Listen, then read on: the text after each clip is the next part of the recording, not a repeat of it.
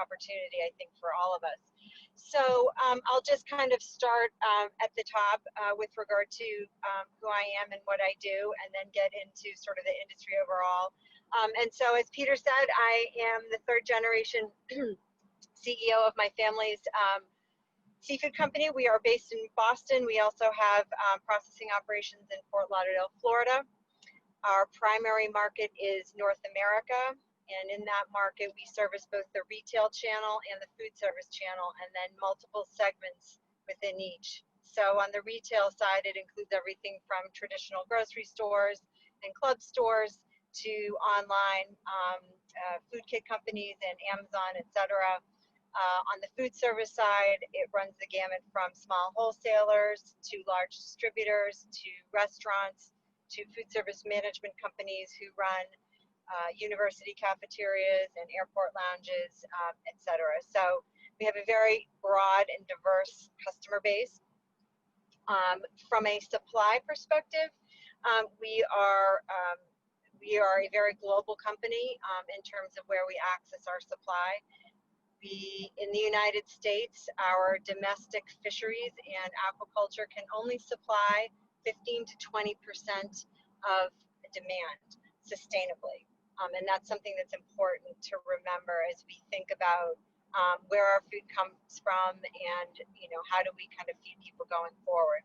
So we source products right now from probably 45 different countries all over the world. And as Peter said, we probably actually work in just over 100 different commercially viable species, but within each one, there are just multiple different sources of supply. There are multiple different processing techniques, product forms, product specifications, packaging, brands, etc. So our overall product mix is about 1,500 different SKUs. So just at a very high level, we do about $200 million in sales a year. And so that's sort of just very broad perspective on my business. My great-great-grandfather started what is now Gorton's of Gloucester, which is the fish stick company, for those of you that are connected the name Gorton to me. Right family, different business. My grandfather left that company in 1928 and started our company. So what I like to say is the Gorton family is alive and well in the seafood industry, just not at Gorton's of Gloucester. So with regard to sort of the overall picture of the global seafood industry and some of the key challenges that we face, I would say that seafood is certainly one of the most globalized and dynamic food production systems in the world. It is highly complex. On any given day, we are dealing with labor issues, political issues, currency issues, environmental issues, labor issues, sustainability issues. There are just a myriad of things that can happen, some of which can be anticipated, many of which cannot. Examples, there was a volcanic eruption in Iceland a little while back, which basically shut down air traffic coming from pretty much anywhere in Europe. We source a fair amount of our product that we bring in fresh from Iceland. So not being able to have access to that supply causes disruption in a very kind of short time period. There are other things, obviously, that we can anticipate with regard to particularly sustainability issues that we have a little bit more of a runway to plan for, but that still can wreak havoc from a supply and demand perspective. Seafood as a global industry, between wild capture fisheries and aquaculture, both inland and ocean-based aquaculture, supply about 173 million metric tons of food a year. That is almost now 50-50 wild capture fisheries and aquaculture fisheries. Aquaculture is just about 46%, but obviously growing at a significant rate, and is really where all the growth will continue to come from if we are to feed people seafood in a sustainable manner. Many of our world's fisheries are actually fished in a very sustainable, responsible way.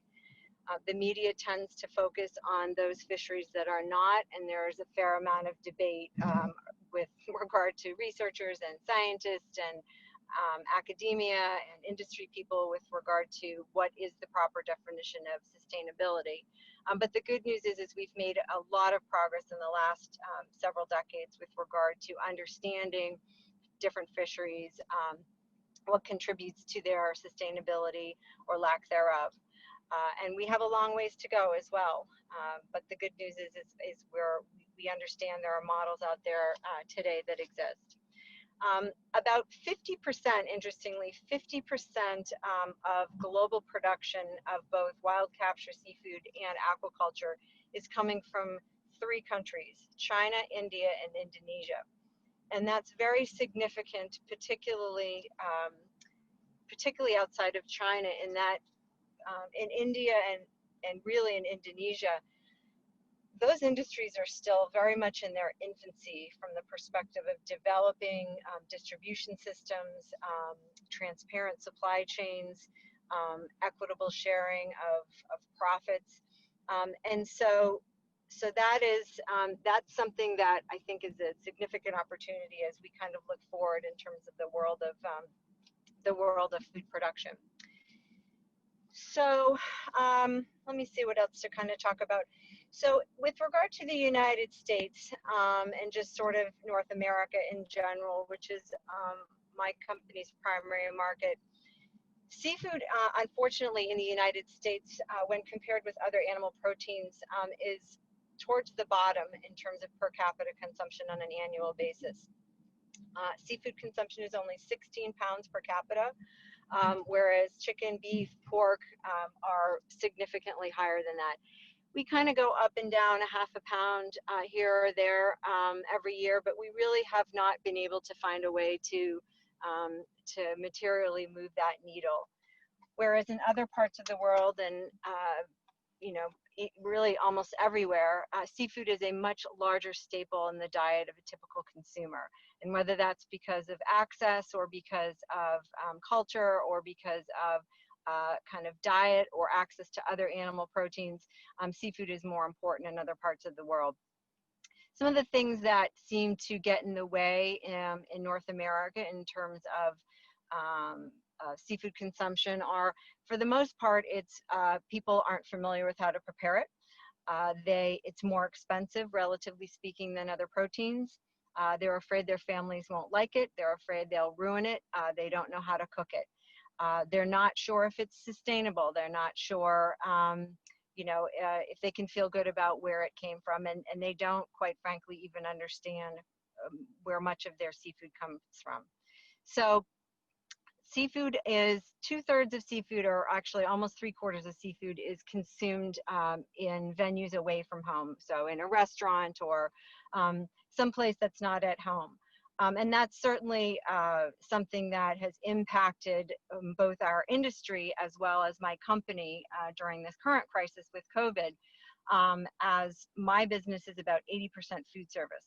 So when food service was effectively shut down, with restaurants closing and airports closing and hospitality being severely impacted, it just isn't possible to shift that quickly to a retail format for distributing food. So we've really had to start to think about how to reinvent ourselves in the future. Obviously, we're surviving the current crisis. As restaurants, many of them shifted to a takeout model, to simpler menus. And one of the calls this morning, the gentleman was talking about having more simplified menu and simplifying preparation, which is really important in a time like this. Seafood is not an item it is a great takeout item. It doesn't travel as well as other proteins or as other takeout options. So we've kind of had a double whammy of both not being as popular in retail, but also being something that doesn't take out well. So we as an industry, now face a new challenge because, as I think we're all aware, that this pandemic will not just change things in the immediacy and in the short term, but as I think going to change things for the longer term. And so, what I've challenged my company to do is really use this as an opportunity to reimagine the future, and to think about, how we can kind of not let a good crisis go to waste, and figure out the opportunities to create more transparency, more efficiency, better communication. There are certainly tools and technologies and a lot of great ideas out there. So I think that the timing of this hackathon is very appropriate, with regard to looking at a food system like seafood and trying to figure out a better way. Food waste, I'll just talk on that quickly, and then I think I'll stop, and we could maybe have some questions. So food waste. I think in North America anyway, I think the statistic is that approximately 1/3 of all food is wasted, which is just horrifying to think about. Now, the waste happens in various places across the value chain. So from harvest to processing to distribution, to purchase, to consumption and post-consumption. And so as we look at solutions to food waste, I think it's important, a couple things. Number one, I think we have to look across the value chain and understand, where does food waste occur?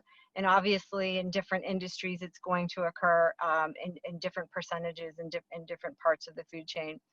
I think the second thing that's really important is engagement, and to make sure that as we think about solutions to hunger and to food waste, and to maximizing what's available for consumption and for people's enjoyment, is to make sure that we're engaging people at every part of the value chain. Because if we leave certain parts of the value chain out, it's going to be difficult to get buy-in.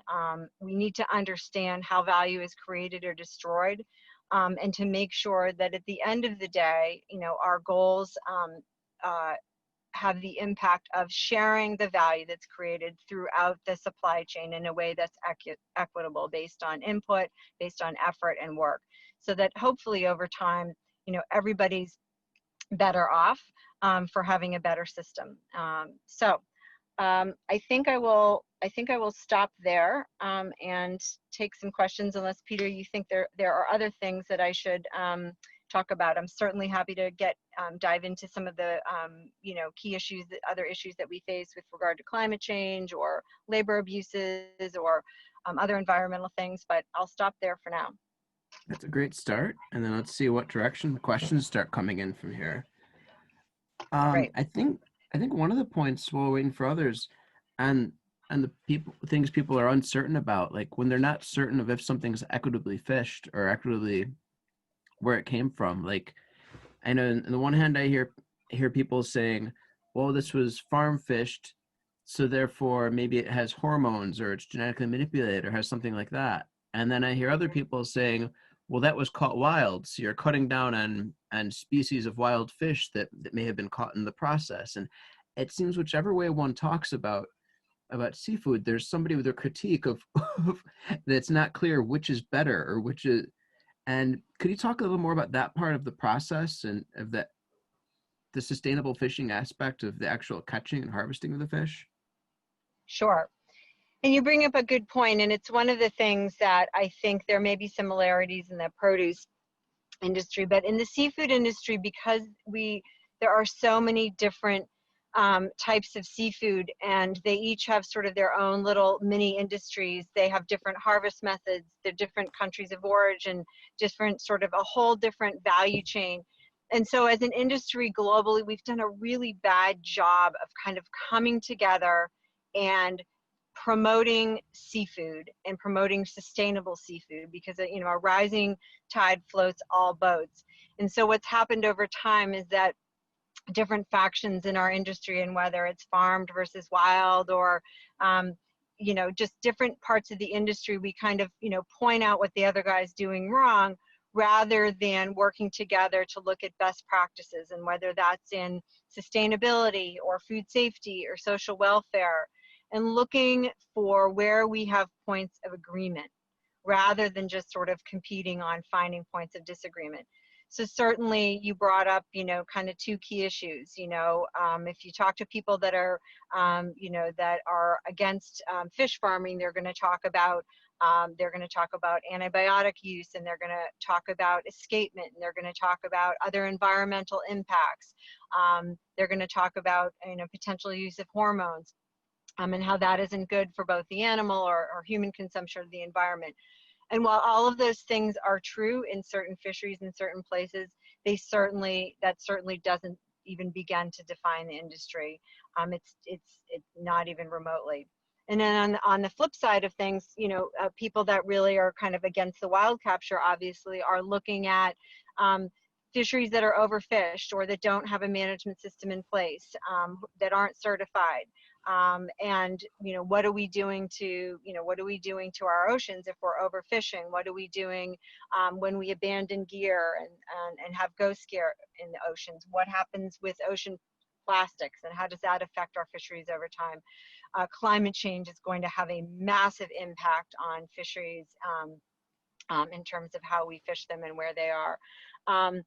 But at the same time, you know, there are, as I said earlier, just so many fisheries around the world that are just so well managed. They're managed responsibly, they're managed sustainably, and they're you know, kind of all natural. And so I think that you know, as an industry, we've done a bad job. I think we're starting to do a better job of trying to find ways that we can work together to kind of promote you know, the availability of sustainable, safe, you know, wholesome food overall. Great. Now, Dr. Adele asked a question here asking about if you'd heard of any blockchain use cases with fishing. I remember we talked briefly about there was an IBM case that you had seen a report that had been going on with the industry. And I don't know if you're familiar with Boston Consulting Group and the World Wildlife Federation. They had something that they did with, I think it was with yellowfin tuna, where they were looking at tracking the provenance of if this was caught in legal waters or illegal waters, the wild fishing. But yeah, if you could just let us, what have you heard so far about the blockchain space and uses with fisheries? And that's a great question, and I think ultimately it will be a great opportunity. So IBM did a pilot program with a few different companies in our industry about 12 to 18 months ago, just looking at how the technology could potentially be used and to test it to sort of see what some of the pitfalls were. I think they did it in a couple different industries. They did it in a wild capture, I believe, haddock fishery in the Atlantic Ocean and in the United States. They did it with a shrimp farming sector, and they did it with mahi-mahi, and I don't remember the country. It may have been Costa Rica. The challenges that they ran into are basically a few things. First and foremost, it's just data capture based on the nature of the industry. So as an example, mahi-mahi is a fishery that is basically fished using little boats called pangas or pangas. So there are just thousands of these little boats that kind of go out and fish the mahi kind of one at a time. So you can imagine that being able to efficiently collect data and input that data ultimately in a fishery like that is extremely challenging, both in terms of the technology, in terms of the volume of data that exists. So that was one of the issues that were faced. We also have challenges with regard to, our items don't tend to always be fixed weight. They are take weight items, and IBM's technology hasn't necessarily caught up with that yet. So I do believe that that blockchain has the ability to provide a transparent supply chain, both in terms of food safety as well as sustainability. I think it's today, until such time as we can figure out, how do we get that technology at the point of harvest.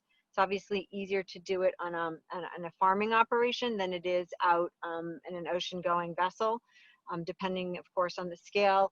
So until such time as we can figure out, how do we make that technology available in an affordable way? How do we incentivize the fishermen and the aquaculturists to utilize the technology, and then make sure that we can then map that as it makes its way through distribution, whether that's on an airplane or on an ocean vessel, all the way kind of through to, to the retailer or the restaurateur, and, making sure that the metrics that we're looking at are also sort of defined the right way. So yes, the answer is it can absolutely, I think, has a lot of possibilities. We have a fair ways to go in terms of how we would actually implement it. Okay, that makes sense. The challenges, that makes sense. I have a question coming from a different direction, different topic, but Bob Castro has two good questions here. I'm going to start with the second one. Overfishing, is COVID drop in demand causing any ecosystems to be restored in the way that we've witnessed air quality improving? The seas are less visible to those not focused on it compared to photos circulating about the Himalayas now being visible from a greater distance than in decades, thanks to less smog. And similarly, I've seen maps of Europe where it shows less carbon, less over cities. Are we seeing anything with that with the oceans, and what impact has had that on fish supply? So I'm sure the short answer is we are, but it's probably too early to tell. Okay. It's difficult to kind of, I can tell you what's happening with supply and demand, but in terms of from an environmental perspective, assessing the health, particularly of wild capture fisheries, is a very time-consuming, labor-intensive effort. They're under the water. We can't necessarily see what's going on under the water in terms of being able to measure the health of the fish stock, particularly in just such a short period of time, based on spawning cycles and migration. So I'm sure that with reduced fishing pressure, there comes kind of an increase in the health of fish stocks. What's really happened though, kind of sadly, is as demand has kind of come to a halt, fishermen have, the boats are tied up. I know, the North Atlantic lobster season, one of them anyway, is postponed and is delayed, with the hopes that they can eventually go out.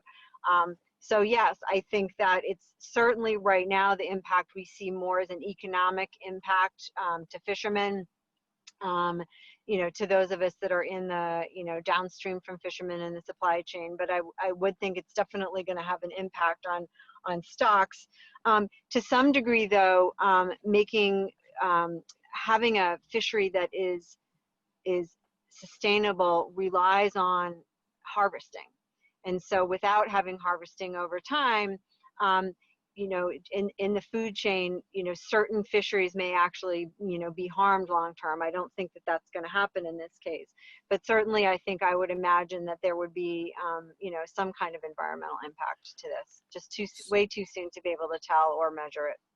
So that brings up a related point. We had a talk on Saturday about the beef and pork supply chains, where the processing facilities are just maybe not able to process because the cows or the pigs are simply too big by the time they get there, if there's any delay, if they don't arrive at the right time.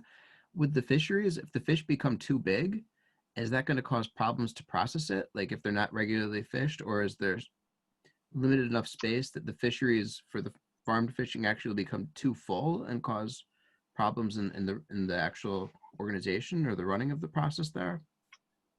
Absolutely, that's a great question. And one of the things that we're actually already seeing is with farmed Atlantic salmon, which comes from all over the world. It comes from British Columbia, it comes from the United States, it comes from Norway, Iceland, Chile, Ireland, Scotland. And what's happening is, without demand, the fish grow out cycle for a farmed Atlantic salmon is typically 18 months. And obviously the different salmon farming organizations have different sites that they cycle through to make sure that there's a consistent harvest. Well, if you're not pulling your fish out, the fish are continuing to eat. You have to feed them to keep them alive, so they're getting bigger and bigger. So you're absolutely right. So a couple things happen. The first thing is there is a processing challenge. Processing lines are set up to kind of follow what would be a normal bell curve of the size of a fish. So when they all get a lot bigger, processing becomes less efficient. It affects yield. So yield loss and processing, has been kind of optimized again for the bell curve. So the bigger the fish, at times, it can impact the yield negatively. Certainly from a cost perspective, it's going to now cost more because it costs more to keep feeding those fish, and it costs more when you have yield loss. And then, but the fish at some point have to get harvested. They can't continue to afford to be able to feed them. So what's happening now with farm salmon is the companies are harvesting them, they're processing them, and they're freezing the fish. In that they're trying to sell them fresh. We've seen what I never thought I'd see again in terms of wholesale prices for head-on gutted fish. I never in my life thought I'd see those prices again. We've been seeing them as companies have been needing to harvest their pens and process the fish. And then what will happen over time is we'll see this little bubble with a lot of frozen salmon also on the market, putting downward pressure on prices. So from the standpoint ultimately of the consumer, potentially, or the restaurant operator, potentially it's good news that, food costs may be temporarily lower as companies try to move their inventory. But it's certainly not healthy from a financial perspective for the, anyone upstream from that, distributors like me or processors or the companies that are farming the fish, because, we're just watching the value of any of our inventory decline and having to sell product at a loss just to keep it moving. So certainly having an impact right now for sure. And we've seen from the talk that Melissa Ackerman gave on fresh fruit and produce, or fruit and vegetables, how they've even created these fruit boxes that they're giving away to first responders or other places, because otherwise the plants are just going to rot, but obviously it still costs them something to harvest, in this case the plants. And we had a question here of if fish could be flash frozen and distributed to food banks, but what would be the price point where, is there a price point where the tax benefit could be worth doing that, or is it still going to cost so much to be able to harvest? I mean, they have to harvest at some point, but then as long as they're not giving it away at some point, is there a risk that the freezers get full if they're not selling quickly enough, or it's costing them money to keep storing that frozen fish? Is there a point at which it becomes better for them to give it away and eat the loss and see if they get at least a tax write-off out of it? Or is there any options of connecting this supply chain, say, to food banks or other tools that could work, or maybe even if government would be willing to buy certain amounts of this to be giving to food banks or other sources? So those are all great observations and questions. The answer is yes. I think many of us along the supply chain right now would happily donate our food to first responders, to food banks, to food shelters. Part of the challenge that the seafood industry faces is, at least in North America, we're kind of like the redheaded stepchild of the protein industry, in that in the United States, every other animal protein is both regulated and promoted by USDA, United States Department of Agriculture. Seafood is not. We come under FDA or Commerce. We are regulated by FDA, meaning from a food safety perspective, and from a sort of following the right import distribution practices. But it is not, FDA is not a promotional organization. And so where USDA has in place existing programs that help get excess product through the food supply to places where people are hungry, we don't have that system in seafood. And we have actually just been, over the last few weeks, I was on a call with the vice president's kind of food czar, talking about this. USDA had put in place this whole lunchbox program to help some of the processors on the meat side to get their excess meat products out there. We've asked to be included in that. Again, we're kind of looked at as an annoyance versus somebody that also has product that can feed hungry people. So we're kind of scratching and clawing and trying to find our way into some kind of distribution system that would allow us to do it. So if we are all ears and open to different ways to do that. The government does buy back some product, but certainly not at the level that it does for other agriculture operations. And it's somewhat inefficient. It's really only there, it benefits the really large companies because they'll only buy truckload quantities. It has to be domestically produced. Whereas in the seafood industry, if you remember, 80% of our product has to be imported, because in order to make sure that our domestic fisheries are sustainable, we have to be able to do that. So the U.S. government won't buy, product even if it's sustainably and responsibly harvested in, let's say, Iceland. So we kind of face some of challenges that our brethren and other animal proteins aren't facing right now. Big challenge. Okay. So another question on the regulation, what role does the U.S. Fish and Wildlife Service play in this? Do they do anything to regulate or promote you as well, or is it just Commerce and FDA that you're dealing with?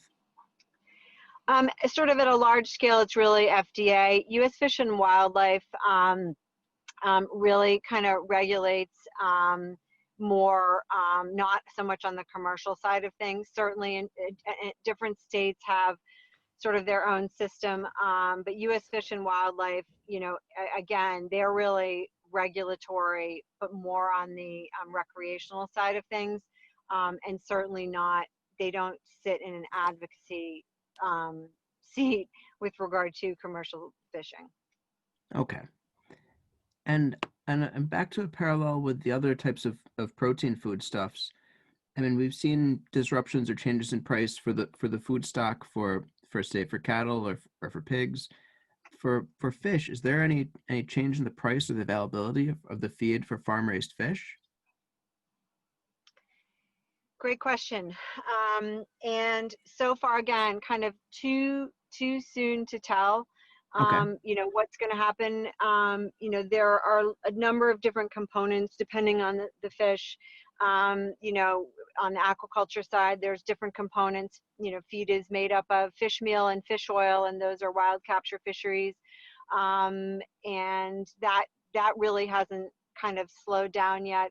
But there are also agriculture products, soy, to some degree, corn, other inputs that avian byproducts that go into some fish feed. So certainly, if those become less available, costs for feed go up. Similarly, if there's an overabundance, the cost for feed will go down, which is, of benefit to producers. But I think, again, because of the fundamental nature of our industry, it's probably a little bit too soon to tell, but and certainly not as visible as some of what we're seeing with on the agriculture side of things. And what would you recommend if we were to do a gap analysis of where there's gaps where technology might be able to step in? What would be the best ways, or maybe the most problematic points in the supply chain that we should look at? And if we did that, should we look at maybe it should have, say, if one project or one team was looking at that, should they try to look at it as a big picture, or maybe rather pick out one of those, say, 200 different seafood supply chains, since they're each so unique from each other? So let's start with your second question. I think because of the just massive complexity in our global industry, I think the best thing to do is to start by understanding sort of just the challenges on a global scale, just in a very simple way, in terms of how does seafood move through a supply chain, because regardless of what the seafood is, sort of, once it's processed, it moves in a similar way. So just understanding that at a high level and thinking about and identifying the points of waste. In order to then develop a technology to address it, the best way to do it is going to be to pick one thing. You can't possibly try to, you'd spend the rest of your life trying to develop something that's going to upfront, be able to be a solution that's common enough. But I think you'll be able to have stakeholder engagement at a much more meaningful level by kind of picking, one species. And I think you'll be able to kind of test the technology to determine, the value it creates, its efficacy, sort of the cost benefit of it. So, I think and your first question was with regard to kind of what point. I think that, in my mind, there's probably a couple key points. I think the first is with regard to on the processing side. Particularly here in North America, we like to eat things that look the same and look consistent, and are the same shape and are an exact portion. And what that does is unfortunately create a tremendous amount of waste. So a fish isn't, a cookie. It can't always be cut up into perfect little 6-ounce portions. And so what happens over time, is there are A, byproducts, and B, sort of when you want to maximize the yield of processing a fish, you're going to get, kind of prime cuts, and you're going to get smaller portions. It's really difficult. There's a lot of value destroyed in the seafood supply chain because everybody wants the prime sizes, and whether that's for the supermarket case or whether that's for the restaurant menu, nobody wants sort of the non-prime sizes. And so if you just think about how that value gets shared, I think there's a tremendous amount of waste, and what happens over time is, those byproducts kind of hit the processing, plant floor, and they don't always make it, into the food supply chain. So I think that's one key area of waste is trying to it's kind of like the ugly produce initiative that's happened, that, just because an apple may have a small bruise doesn't mean the whole apple is bad. It's sort of similar with fish in terms of how do we think about utilizing more of the whole animal. Iceland does a phenomenal job with finding a way to use the whole animal from a fisheries perspective, as an example.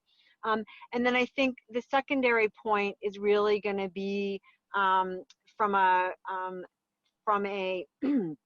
forecasting closer to the consumer. I think that the shrink for fresh seafood on average in United States retail is somewhere between 10 and 14%. Obviously, certain species are higher than others. The high volume movers, farm salmon, shrimp, that the shrink tends to, which means, sort of what they have to throw away because it goes bad, tends to be lower. But I think having technology that helps us to better forecast, how do we match up supply and demand, I think would be key. I think the other thing would be technology that would help us potentially look at ways to extend shelf life, packaging technology, to help us get product to the market either faster or to give us more time to get product to the market, so that the supermarket or the restaurant has longer than they do today. Fish typically does not last that long if it's fresh or once it's been thawed out.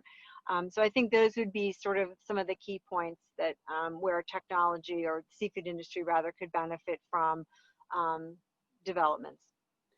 Now, are any of the farm-raised fish actually having hormones or genetic modifications or anything like that that may cause them to, well, simply, I guess, be different once they're caught, in the sense of staying longer or staying good longer after they've been harvested? Or is there any research on that space being done already? So to my knowledge, there's not research on the impact of either GMOs or hormones on the shelf life of the animal. Doesn't mean that there won't be. My sense is, what we've seen, with antibiotics or other type of processing aids, or, in feed, that typically doesn't impact the shelf life of the animal. It's time and temperature, basically.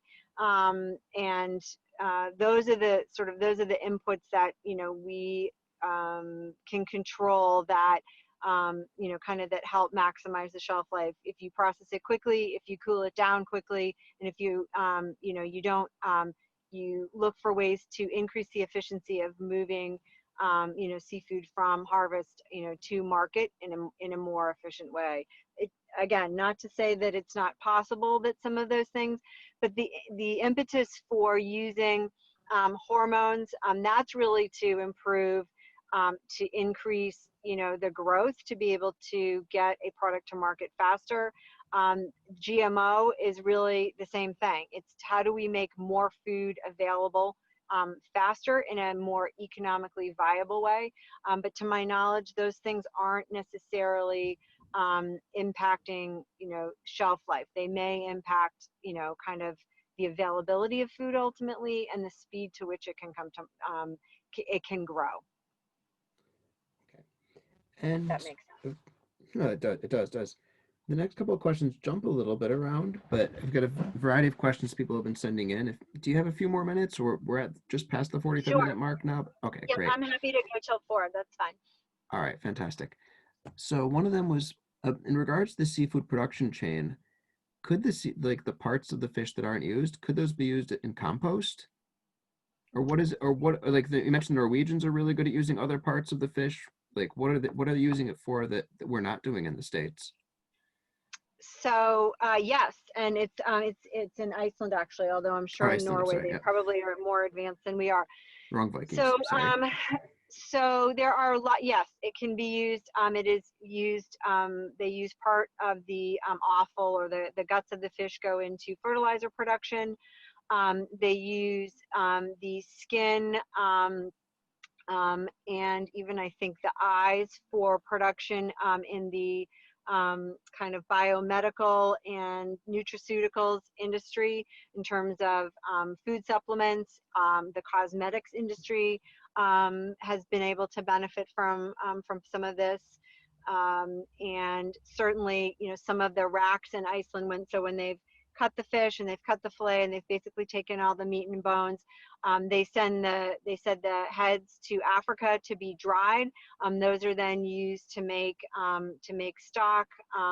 There are parts of the world that are much better than we are in North America at utilizing, the whole animal, both from a production perspective as well as a consumption perspective.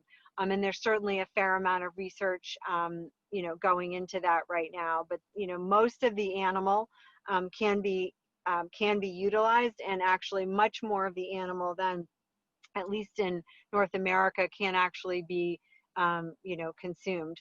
We're just very, very picky about things looking kind of being the right size, and kind of looking perfect, and we kind of are a little bit simple in our the way we think about seafood. I think if we can start to expand our thinking a little bit, we'll be able to use seafood in a little bit more of a sustainable way. Yeah, I can remember the first time having a fish with a head served to me, being surprised even, even though it was Yeah, otherwise a exactly. perfectly shaped fish, but it had a head, and I had Exactly. never had that before. Question as Exactly. well about the cold chain, and that's Hmm. obviously essential throughout the seafood sector. Are there, do you have a way right now that you're monitoring where the breakages are in the cold chain, and yeah, and how to track down those breakages, since obviously that impacts the spoilage or how long the fish will last? Yep, that's a great question. And so, yeah, there are technologies that exist today. So we use, you know, we there's technology. So if you're bringing frozen product in, when the product is on the ocean vessel, there it's in reefers, and there are sensors on those, so we can kind of see exactly, when a reefer goes off, or how the temperature varies. When we ship product inside the United States, we have these little monitors that we stick. We stick several of them on every pallet of product. It records the temperature at different points in time. So again, we can kind of see when there was, you can kind of see how it fluctuates. So when the truck, you can tell basically by looking at it. There are both, systems in place today that are wireless that you can read kind of remotely. There are others that have to be taken off by ultimately the person that receives the fish, and downloaded to a computer. But you can see little spikes where, maybe the truck stopped to make a delivery, they had to open its doors, temperature spiked a little bit, went back down a little. So yes, the technology exists today. It's still relatively, at least from a trucking transportation perspective, it's still probably more expensive than it needs to be, and probably not quite as tied in to sort of the overall kind of track and trace as it needs to be. I mean, each one of these things kind of we have to the way it works today is they're sort of done on their own. And so we have these, what we use today are called temp tails, and it has to all get downloaded and then we can take a look at it. So a more integrated approach, through potentially something like blockchain that would incorporate visibility into temperature would certainly be helpful. Great. And also we have a question going back to the idea of if we were to pick one of these 200 or some different species of fish, or obviously there's more, but the 200 that you work with, and to think about which one of these would be useful to do as a first model to try a test case on and try to develop a solution for the tracking of, which species would you pick? And there's two follow-ons to that. What is the most consumed? And actually, no, that's the main follow-on. What is which would you pick, and what is the most consumed fish globally? So those are good questions. So globally, and I'm actually, I believe that it's actually potentially something like carp, which is fished in China, just because so much of it is fished. But if none of that really comes, is consumed in the Western world. From the standpoint of global production, the sort of the probably the most consumed tend to be some of the farm raised species. So shrimp is very highly consumed. Farmed salmon is very highly consumed. Something like tilapia, which is farmed in various places in the world, is very highly consumed. And then from a whitefish perspective, there's two kind of different species of cod: Pacific cod, Atlantic cod, species in the whiting family. So it kind of consumption really varies from region to region in the world. Some of it has to do with access. Some of it has to do with what's, fished and harvested, obviously, regionally. If in North America, number one is shrimp, number two is salmon.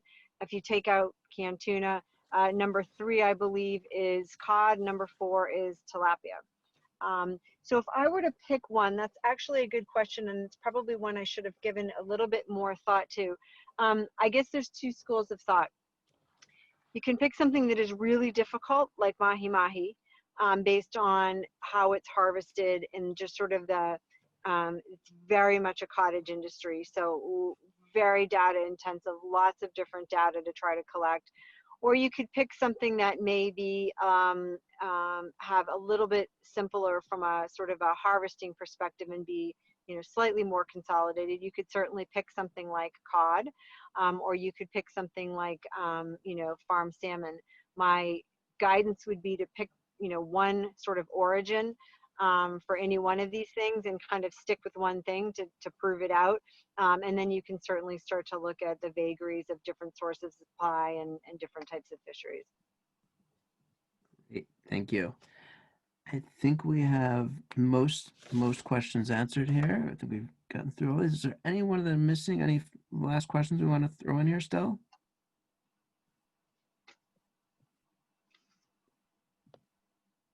No hands raised, nothing else being typed. All right. Well, Kim, thank you very, very much tonight night for me, afternoon for you, for being here on the call. This has really been a lot of great examples. My pleasure.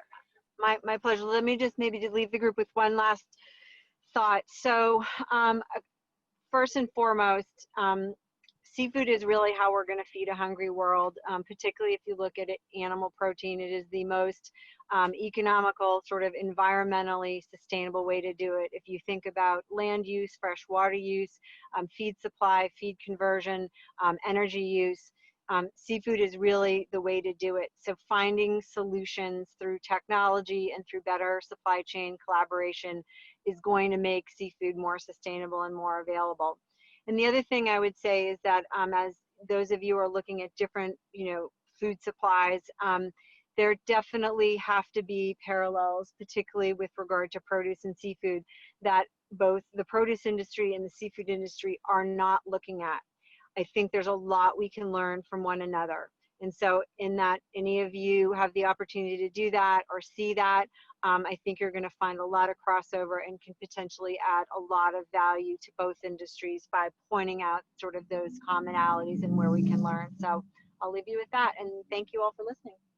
Thank you so much, Kim. We all really appreciate it. Take care. Bye.